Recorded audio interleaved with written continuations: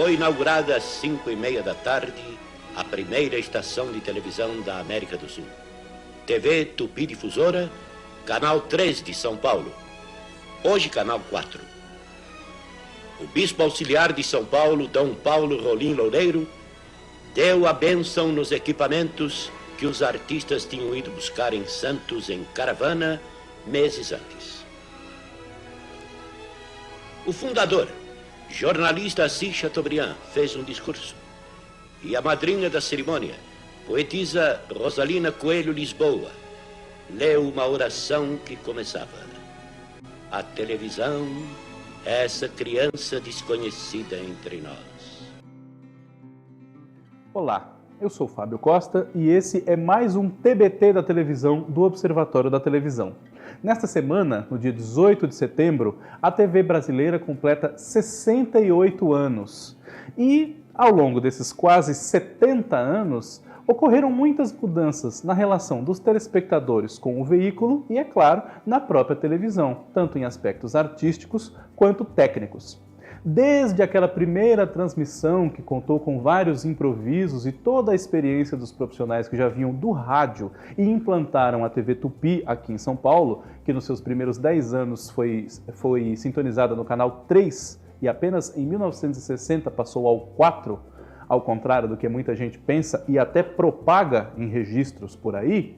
a televisão, ela ganhou cada vez mais importância na vida do brasileiro e de maneira muito rápida, porque ela é um entretenimento muito acessível, já que você não paga para assistir boa parte dos canais e tem à sua disposição na sua casa e em tempos mais recentes em qualquer lugar que você queira, através de celulares e computadores, dispositivos os mais variados, os seus programas preferidos das suas emissoras preferidas.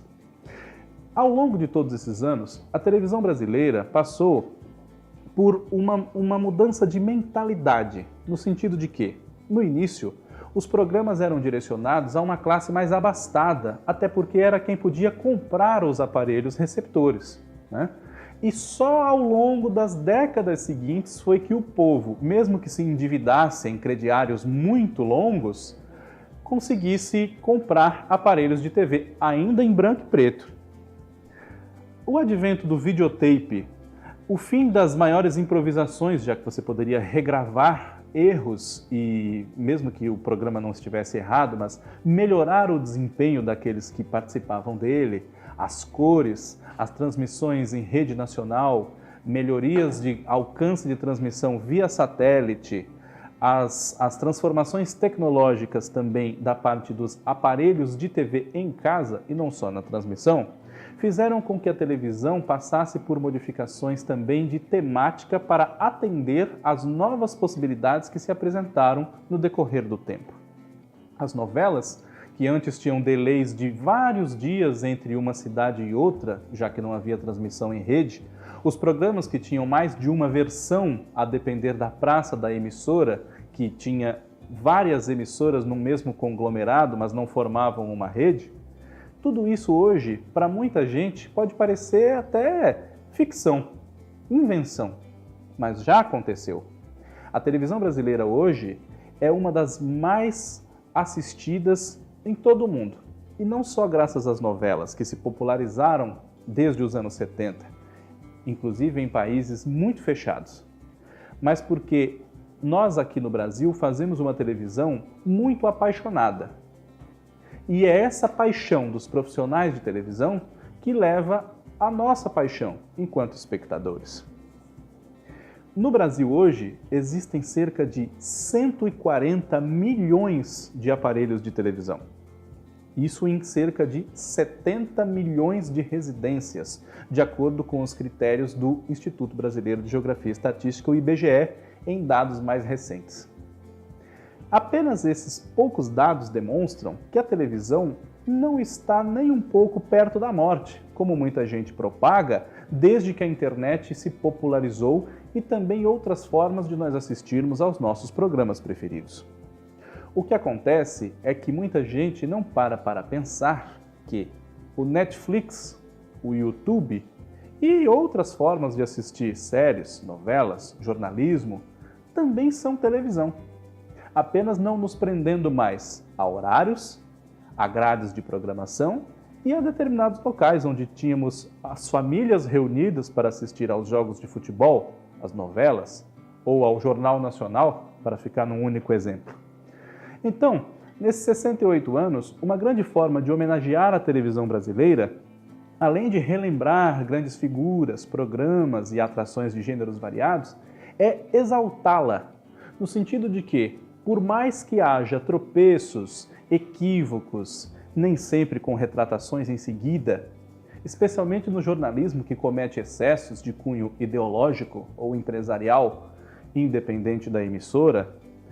o que nós temos a exaltar na televisão brasileira é a sua grande capacidade de conquistar o seu público, ainda que grande fatia dos espectadores, que não sejam das regiões Sul e Sudeste, não sejam tão representados quanto podem e merecem pela programação das grandes redes, já que a TV local, até certo ponto, é sufocada pela ditadura das cabeças de rede que ficam aqui, em São Paulo e no Rio. A TV local deve ser redescoberta, porque o interior, o litoral, o Nordeste, o Norte, o Centro-Oeste são muito ricos em cultura nas suas manifestações locais. E, além do jornalismo que cubra os fatos do dia a dia, também é necessário que o espectador de outras regiões do país tenha tanta representatividade na tela quanto nós aqui do Sudeste, como é o meu caso. A televisão brasileira, desde os tempos dos televizinhos e de quando não havia redes nacionais e de quando tudo era em branco e preto e se colocavam papéis coloridos na frente das telas para se ter uma fantasia de cor num mundo de fantasia ficcional, progrediu muito. Mas até que ponto ela ainda pode progredir? É impossível saber. Afinal de contas, os profissionais de televisão vão mudando no decorrer do tempo. E a televisão, como um veículo de grande penetração, ela atinge cada vez mais a possibilidade de abraçar as transformações sociais naquilo que ela apresenta. Ainda que devagar, com melindres, com um pouco de dedos, os programas de televisão incorporam, até forçosamente, transformações sociais. Comportamentos, visões de mundo que podem ser contestados por muitos telespectadores acabam se tornando normais não porque a televisão os aborde, mas porque a força da sua abordagem representa algo que se torna já incontestável na realidade do espectador. Muito além do jornalismo e muito além dos programas da linha de show, que são feitos basicamente para entreter, e mais além ainda da necessidade que a televisão tem de vender os seus espaços comerciais, ela tem uma relação com o público totalmente diferente da internet, do rádio e dos veículos impressos. Porque a televisão envolve o espectador numa fantasia de que ele pode fazer parte daquilo de alguma forma, nem que seja apenas vendo. E é por isso que, apesar das grandes tecnologias que não param de surgir e nem vão parar, nós nos enovelamos cada vez mais nas novelas, nós nos envolvemos cada vez mais com apresentadores, com o cotidiano de participantes de reality shows e com tudo que a TV nos apresenta, porque ela descortina um mundo novo para nós a cada vez que a tela é ligada, seja a de um televisor, de um smartphone ou de um computador. Eu gostaria de convidar você a ler os textos que eu e os meus amigos do Observatório da Televisão escrevemos a respeito do dia a dia da TV brasileira,